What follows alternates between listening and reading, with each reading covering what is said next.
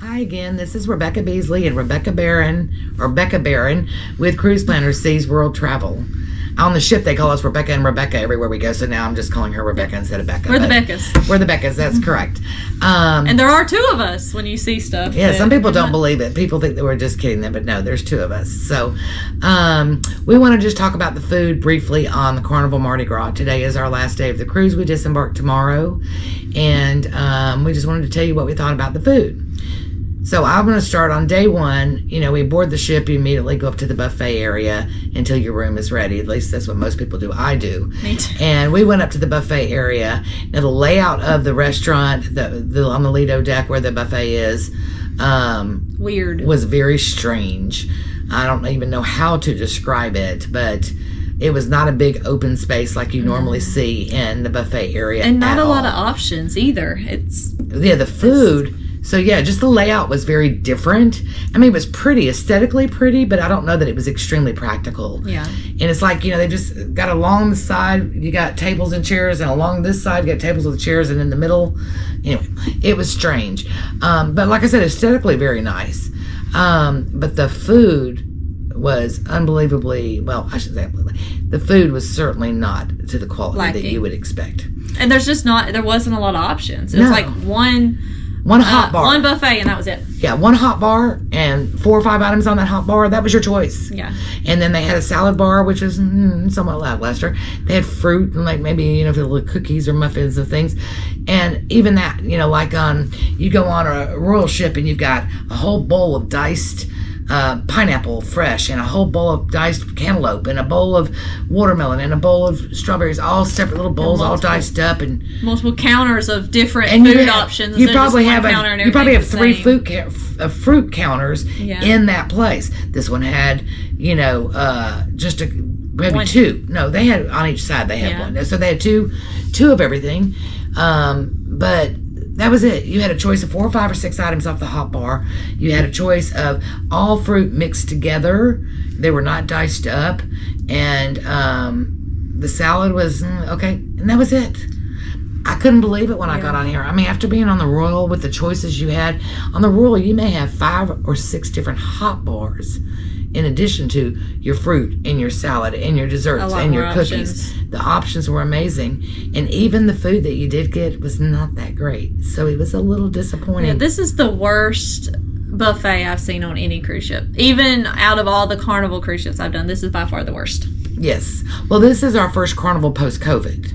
Yeah. So we don't know, but the food, the buffet up on Lido was not where it needs to be. And I heard that from many different passengers as well. So it was not just us.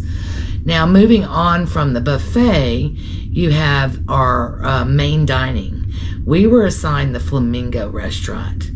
And terrible. The service was not good. It was a very... it was not your usual main dining area, big 2 stories and, you know, beautiful lights and chandeliers and open room. It wasn't like that. It was like a dark hall, you know. It was kind of strange. It was like, the best way to describe it was like, I felt like I was in school again and got put at the silent lunch table. So the atmosphere was not what you normally expect. I guess if you really want something very quiet and romantic, it might be nice. Then that might be nice, possibly. It's kind of a drag. It just had no energy, like the Carnival dining experience. And even the waiters that were in there had no energy. Yeah. I mean, it was very lackluster.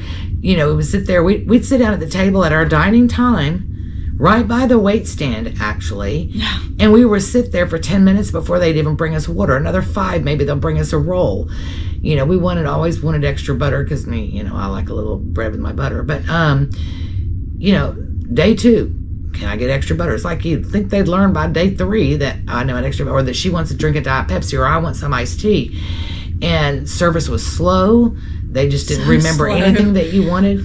And whether food is different or not, all the food for whether you're in that restaurant or the Palms is cooked by the same kitchen. However, the Palms was better. So she gets chocolate melting cake. That is her favorite thing on Carnival. Yes. Everywhere she goes. I got it. We ate in the Flamingo 3 nights out of our 8. All 3 nights, my chocolate melting cake was not melting. It was just dry chocolate cake. There was nothing melting about it. But as soon as we ate in the Palms, it was melting. It was the normal chocolate melting cake. So I don't know if it's the that they just food let was it even sit better there. in the Palms. Yes, it was. So I don't know if they're letting it sit there for a long time. I don't understand if it's all the same kitchen making it, how they could make it so much worse. So after 3 nights of not going there, and then the 4th night we ate in Aruba. The 5th night we just ate like, up on deck at one of the places, like, one of the restaurants. And but then the next morning on day 6 we went to brunch at the Palms. And that's when we discovered, oh my gosh. This is place, the Carnival dining experience. Yes, I mean, it's 2-story, beautiful lighting everywhere, big open room. I'm telling you, and the waiter knew. I mean, he was great. He was singing to us all the time, dancing, partying.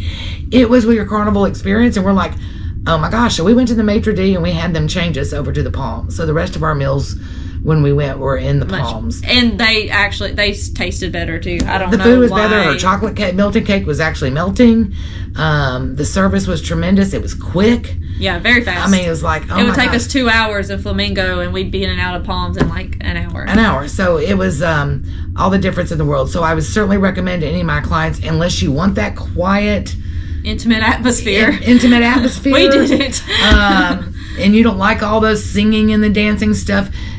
The Flamingo might be for you, except I don't know the food, but I would probably recommend them. That I would certainly call and try to make sure I get my clients at the Palms. And then as far as specialty dining, we only did one specialty dining, as it was Rudy's Sea Grill.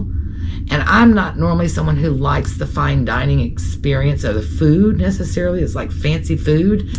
Anyway, this was amazing. There wasn't one drop of food that we got on any of it that was not amazing, that we did not finish. Best food we had all week. Yes, it was really, really good. It's worth every penny. And then as far as the restaurants on board, I mean, I tried Guy's Burgers. I've never had them before. It was actually amazing. I liked it. She liked Shack Chicken. The fries at Shack Chicken. Really good. I used to love Guy's fries, but now that I've had Shack's, Guys was disappointed once I had the Guys fries, but I tried the paninis, and I tried the panini place, and it was okay. We did I did the pizza a couple of times. Yeah, and the Pig and Acre barbecue, and it was okay. I really like the street eats area. They had one, and it's kind of almost like a food truck type setup that they were trying to go for on the street eats. But there was one that was like a Korean type food, and that was really, really good. I enjoyed that. And I wanted to eat at Blue Iguana. All the Carnival cruises I've gone on, I've never ate at Blue Iguana. I've always heard really good things about it, but every time I would go try to eat there, either the line was really long or it was closed. So that was the only restaurant that is included in your cruise fare that I never got a chance to eat at. Yes, I didn't. But everything else was pretty I didn't try decent. too many different places, but I mean the food was fine. And like I said, I loved Guy's Burgers. It was one of the best burgers I've had, so that was really good. But I'll clarify for me with Guy's. When I said I'm not a huge fan, I just am not a hamburger person. So it has nothing to do with Guy's. Everybody I've ever heard that eats at Guy's say it's like the best hamburger they eat. I'm not a big hamburger person. I was really, really impressed with it. I mean, I don't normally eat a lot of burgers either, but I was like, it was convenient. It was right there. There wasn't a huge line.